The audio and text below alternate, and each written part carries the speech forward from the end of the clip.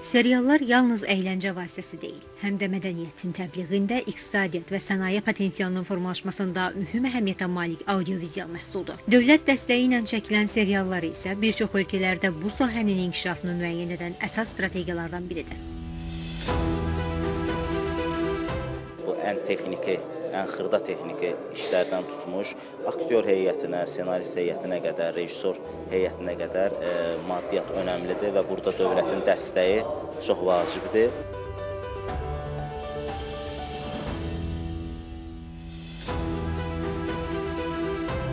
Hər səhnənin arxasında 40-dan çox texniki işçi çalışır.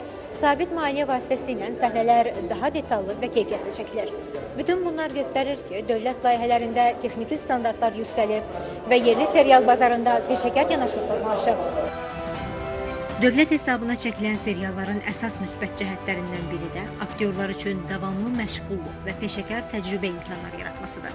Uzun müddətli serial layihələri aktyorlara obraz üzərində işləmək, xarakterin psixoloji inkişafını izləmək və daha stabil aktyor texnikası formalaşdırmaq imkanı verir. Bu yaradıcı işdir və biz burada çalışırıq ki, 100% öz gücümüzü sərf edək ki, hər şey qənaətbəxş olsun, hər şey yaxşı olsun, tamaşaçıların zövqünü oxşayaq. Amma bununla bərabər tək bizimlə iş bitmir. Bu kollektiv iş olduğu üçün əlbəttə ki, hər bir sahədə pul ayrılmalıdır. Ben artık harcıdır. 10-15 ildir seriallar işləyirəm. Amma indi görəm ki, dövlətin qayğısı olanda seriallar, iş şəraiti daha yaxşı olur. Çünki prodüserlər də sponsor axtarmırlar, ora-bura qaçmırlar. Bilir ki, dövlət arxasına dayanıb köməyini eləyəcək. Peki belə köməklər olsa dövlət tərəfindən bizim kino bizə inkişaf edir. Özəl sektorun istehsal etdiyi seriallarda isə əsas hədəf tamaşaçı reytingidir. Buna əsasən süjetlər daha dinamik və kommersiya yönümlü qurulur. Seriallar və yaxud da ki, filmlər və ya qısa filmlər tamaşaçıya təqdim olunursa, əksər tamaşaçı bunu qəbul eləmir. Biz bunu reytinq cədvəlində reytinqlərin aşağı olmasından bilirik. Dövlət öz dəstəyini bizim üstümüzdən əsirgəmir. Bu öz tərəfində. Amma sponsor dəstəyi də olanda artıq necə deyim, yəni daha keyfiyyətli, daha da fərqli ssenarilərin üzərində işləmək imkanımız olur. Məsələn, yaxın keçmişdə 2020-ci ildə dövlət dəstəyimizlə ARV televiziyasından mənim çəkdiyim idarə serialı yayımlandı. 10 seriyadan ibarət idi, sosial yönümlü layihə idi. 10 seriyadan ibarət olduğu halda serial çox uğurlu oldu.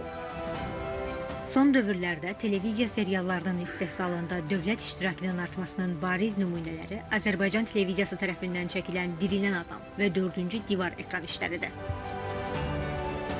Dövlət dəstəyi ilə çəkilən seriallardan biridir Dirilən Adam. Bir sərgi səhnəmiz var. Bu da serialın ən, belə deyək də, can alıcı, ən dərin, gərgin məqamlarından biridir.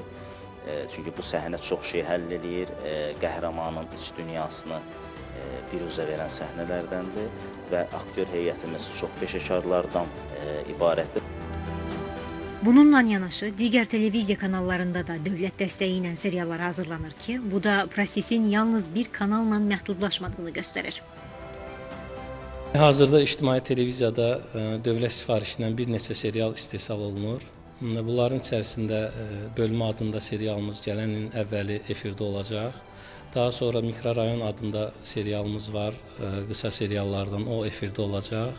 Bir də Əqrəb mövsümü 3 serialı gələn il inşallah bizdə efirdə olacaq. Gündəlik seriallarımız da var, hazırda istehsaldadır. Onlardan biri Atalar və Qızlar adında serialdır və Sığınacaq adında serialımız olacaq. Nəticə olaraq dövlət hesabına çəkilən seriallar Azərbaycan televiziyasının inkişafında mühüm əhəmiyyətə malikdir. Ancaq sözü gedən inkişaf təkcə maliyyə dəstəyi ilə deyil, yaradıcı keyfiyyət, peşəkar yanaşma və sağlam rəqabət hesabına mümkündür. Arzu Yusif, Novruz Kazımov, Vahabi Manzadə, Sevgi Əlizadə, Mədəniyyət xəbərləri.